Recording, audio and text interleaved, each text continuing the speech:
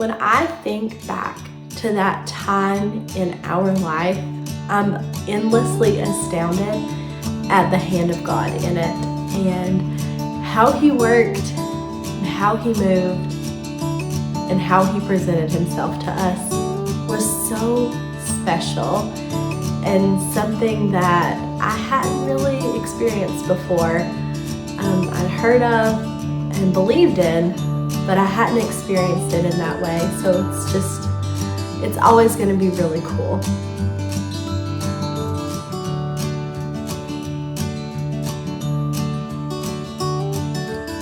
Hey, welcome back to the Reflecting Redemption YouTube channel. I'm Acacia. I'm so glad to see you today. Go ahead and subscribe if you haven't already, and like this video if you like it, share it with a friend, and let's talk today about something very special and very close to my heart and the heart of my husband, and that is our call from the Lord to adopt our son. So there's a lot in our story of adoption that I hope to share. There's a lot that I will never share because it's too personal and it is too much my story, my husband's story, and my son's story personally. But there are some things that I do feel like I'm supposed to share and talk about. As a Christian, I believe that adoption is a beautiful gift from God, but it is born of trauma and loss, and there's a lot there that needs to be unpacked, and there's a lot there that we just don't quite understand this side of heaven. But I do want to talk about the lead up to our adoption. And it's very special to me to think back to this time of life because it was a time in our life when we were facing a lot of great pain, a lot of difficult sadness and not understanding. So I want to be clear from the onset that I believe firmly that there is a difference in infertility and a call to adoption. My husband and I did not adopt because of infertility, but the issue of adoption became more prominent to us because of infertility. I'll explain it all. Okay, so I'll take you back about 5-6 years ago. My husband and I were struggling with infertility and conceiving. We were sort of in the heart of that struggle and knowing that we wanted to exist outside of just us. We wanted a child, we wanted to start a family, but it just wasn't happening the typical way. And we couldn't understand. And we had a lot of conversations, especially as the years kind of tarried on, about 3 or 4 years in, of just not understanding why things were happening like this. What was God showing us, doing? We're both very much people of faith. We love the Lord and put our trust in Him, and know that we're not perfect or anything, but He is perfect, and we just trust God to show us into lighter paths. But the light wasn't showing up. We had no clarity. We had no understanding of kind of how we got here. What is going on here? What happened? And just didn't know how to move forward. How do we progress from this? And there's a lot of options when you're in that place. You can choose to remain a childless couple. That was not something that we considered because it just wasn't something we wanted. We both wanted a family, very, very strongly wanted a family. So we could continue as a childless couple, or we could continue just to pray for a healing touch from the Lord, which He could do at any moment, and for Him to miraculously allow us to conceive. We could pursue foster care, we could pursue adoption, we could pursue infertility treatment, and possibly up to IVF. So we knew we had this range of options before us, and we just didn't know. We didn't have any clarity as to what the next thing was. So we didn't make any moves. We didn't feel compelled to adopt initially at all because God hadn't called us to that. We didn't feel compelled toward anything except to just keep following the path we were on and wait for God to show us, which is all you can do in life, really, is you keep traveling on the path that you've been set on and just wait for God to show up and let you know what's next. And a lot of life is doing the right things every day and following your path and waiting for the Lord. But we didn't feel particularly drawn to adoption. Not because we don't like it or disagree with it. It's just it wasn't on our radar as something that we were supposed to do. We just thought the Lord will allow us to have a child when he wants us to have a child, which is true. Absolutely true. So as things were kind of mounting and we were working in ministry work and establishing careers and things like that, and just praying daily for God to move and to allow us to have a child. We had some medical things going on, just some different situations in life that were difficult, but still no clarity, still no clear answer as to kind of what was next. So I was working at a Christian school, and my husband and I decided, we felt led to do a benefit concert for the school with the band Unspoken. And I can link their YouTube page below so you can check them out if you haven't. They're pretty well known, very popular band, and they're our favorite, personally, still to this day, our favorite. And we listened to a lot of their music, and we worked out sort of this benefit concert with the school where they got paid, but still we had sponsors, and we did a fundraiser for the school that I worked with. And it was really special. And so leading up to that, there was all of these questions in our head and things like that, but we kind of put it all aside. And we said, okay, we're just going to focus our energy on where we're at right now and wait for the Lord to show himself and to move.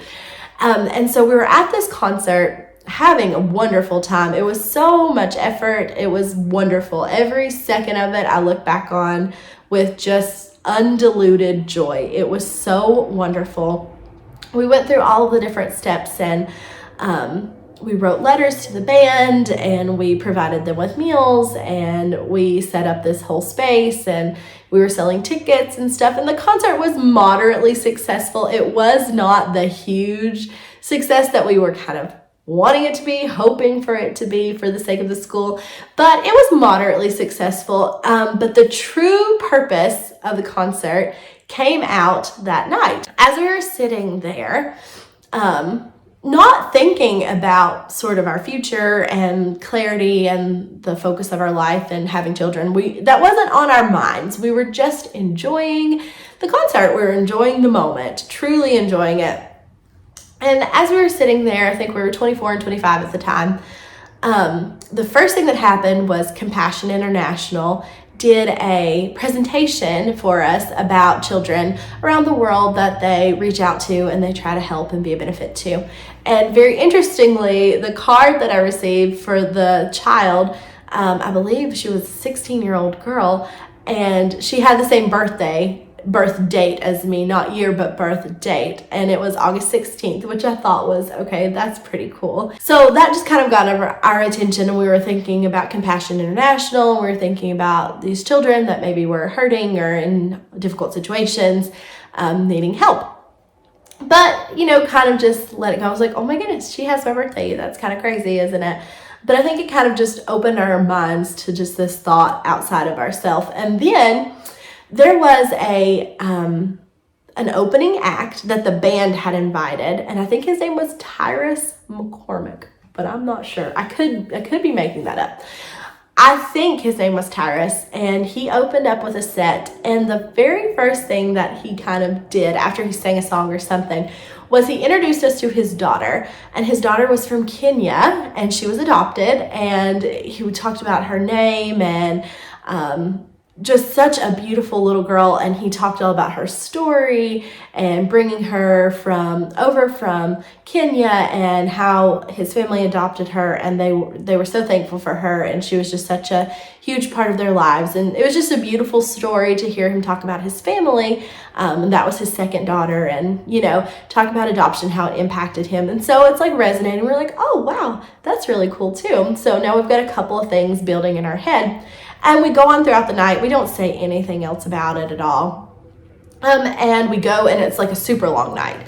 But the next morning, we ended up going on to Sunday school, even despite the fact that we were up till like 2 a.m. and we were so tired. So we went on to Sunday school. And the Sunday school lesson was all about Esther, and how Esther was essentially the adopted daughter of Mordecai, and how he was a father to her. He took her in. and how he fathered her, which was really interesting. And I'm like, okay, this just like keeps coming up. And then the message that our pastor preached was all about adoption. It was all about all about it. He mentioned Compassion International. He mentioned some of the stuff from the concert. He mentioned adoption so many times. And I felt this like deep gut inclination that this is it. There was just like clarity and lights and shining. And I know when you tell a story, it doesn't have as much power as the moment, but I was like, oh, wow. And so I went and prayed, and I was like, Lord, I feel this draw, but am I crazy? Is this right? I know this is a big deal.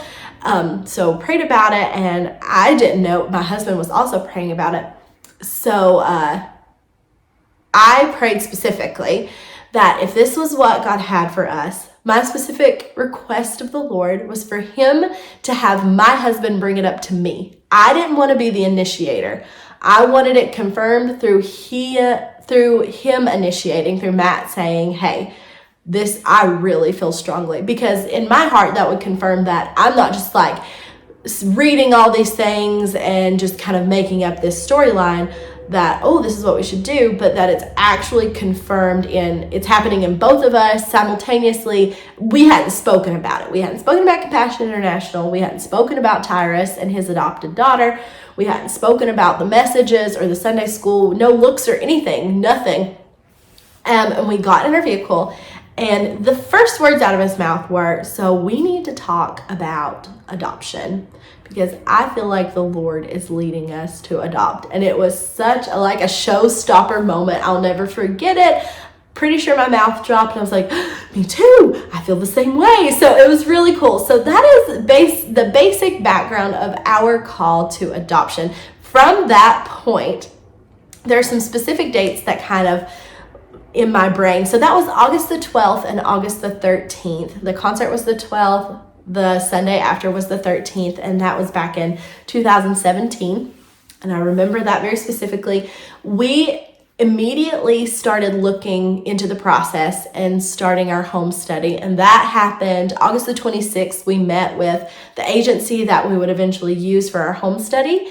And we started praying through our options of who would be our facilitator. Would we stay in the state? Would we go out of state? We eventually prayed and felt led to go out of state, but within the country. There's a lot of laws about out of country adoption, so international adoption, which is very special as well. But there's a lot of laws, a lot of waiting,